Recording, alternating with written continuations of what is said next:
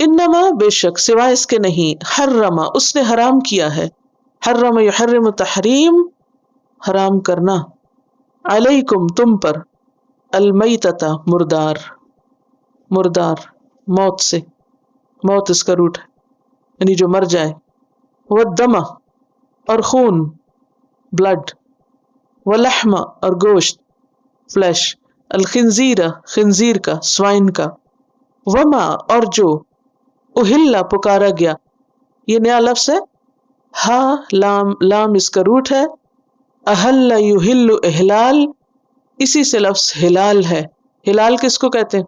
Crescent کو، پہلی رات کے چاند کو۔ عربی میں ہللہ کا مطلب ہوتا ہے بلند آواز سے کچھ پکارنا، آواز کو اونچا کر کے کچھ بولنا، تو ہلال کو ہلال اس لیے کہتے ہیں کہ جب پہلی رات کا چاند نظر آتا ہے تو سب شور مچا دیتے ہیں۔ اسی طرح حاجیوں کا لبیک پکارنا، اس کو بھی تحلیل کہتے ہیں، اگر آپ نے پڑھا ہوگا حج عمرہ وغیرہ کی کتابوں میں، تا ہا لام یا لام تحلیل، تو وہ بھی ہللہ سے ہے، ہللہ یحلل تحلیل، اس میں کیوں؟ کیونکہ لبیک پکارنے میں کیا ہوتا ہے؟ دل میں پڑھنی چاہیے لبیک۔ بہترین حج کون سا ہے؟ جس میں بلند آواز سے تلبیہ پڑھا جائے، لبیک پڑھا جائے۔ اسی طرح بچہ جب پیدا ہوتا ہے تو وہ جو چیختا ہے اس وقت یا روتا ہے، اس کو بھی استحلال کہتے ہیں۔ حدیث میں آتا ہے اذا استحل المولود ورثہ، کہ جب مولود یعنی نیا بچہ آواز نکالے تو وہ وارث بن جاتا ہے، یعنی اس کے حق میں بھی ورثہ ہونا چاہیے، چاہے وہ اسی وقت مر جائے تھوڑی دیر بعد، یعنی وہ وراثت میں شریک ہوگا، پھر آگے اس کی تقسیم ہوگی کیونکہ وہ چلا گیا۔ خیر، تو استحلہ کون سی آواز ہے؟ یعنی بلند آواز سے منہ سے کچھ نکالنا، چاہے وہ چاند دیکھ کے کہنا لبیک حج کے موقع پہ، یا بچے کا رونا، یعنی بیسیکلی چاند کے لیے استعمال ہوا، پھر اس کے بعد ہر آواز کے لیے استعمال ہونے لگا۔ تو یہاں مراد کیا ہے؟ بتوں کا نام لے کر بلند آواز سے ان کے نام پہ ذبح کرنا۔ وما اہلا اور جو پکارا گیا بھی ساتھ اس کے، لغیر اللہ واسطے غیر اللہ کے، یعنی ادر دین اللہ، فمن تو جو کوئی استر مجبور کیا گیا، استر کا روٹ ہے ضاد را را، ضرر، ضرر کس کو کہتے ہیں؟ نقصان کو، نقصان، یعنی جس کو مجبور کیا گیا۔ اور اضطراری کیفیت ہوتی ہے کسی کو کسی ایسی چیز پہ مجبور کرنا کہ جسے وہ اپنے لیے نقصان دہ سمجھتا ہو، یعنی کسی کو وہ کام کرنے کے لیے پش کرنا جس میں اسے نقصان نظر آئے۔ غیر باغن، نہ وہ چاہنے والا ہے، باغن بغا یبغی سے ٹو ڈیزائر سم تھنگ، اسی سے لفظ باغی ہے۔ ولا عادن اور نہ وہ حد سے بڑھنے والا ہے، نہ تو وہ ڈیزائر رکھتا ہے اور نہ ہی وہ ضرورت سے زائد استعمال کرنے والا ہے، ٹرانسگریس کرنا۔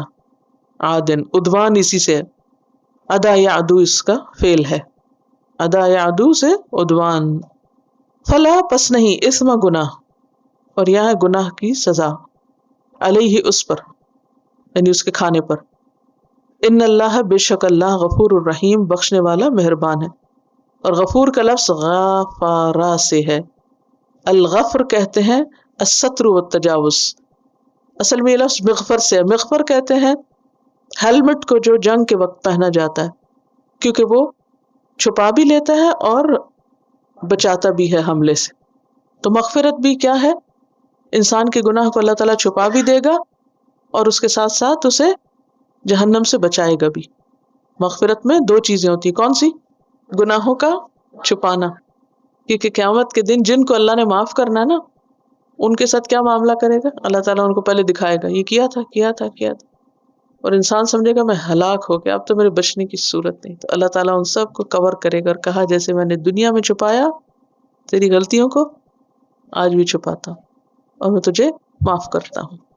یعنی جن لوگوں کو اللہ قیامت کے دن معاف کرے گا، بخشے گا، ان کے گناہوں کو نشر نہیں کرے گا، انہیں رسوا نہیں کرے گا۔ ہم کہتے ہیں نا وَلَا تُخْزِنَا يَوْمَ الْقِيَامَةِ، اللہ قیامت کی رسوائی سے بچانا، کیونکہ انسان اپنی فطرت کے اعتبار سے کمزور ہے اور بہت سی غلطیاں اس سے ہوتی ہیں، تو جب ہم اللہ سے بخشش مانگتے ہیں تو اس کا مطلب کیا ہے کہ یا اللہ تو چھپا بھی دے ہماری غلطیوں کو اور ہم سے تجاوز کر، یعنی اس کی سزا نہ دینا۔ الرحیم رحم فرمانے والا، اور رحیم کس کے وزن پر؟ فعیل کے وزن پر، مبالغہ ہے اس میں۔ انما حرم عليكم الميتة والدم ولحم الخنزير وما أهل به لغير الله فمن اضطر غير باغ ولا عاد فلا إثم عليه ان اللہ غفور رحیم۔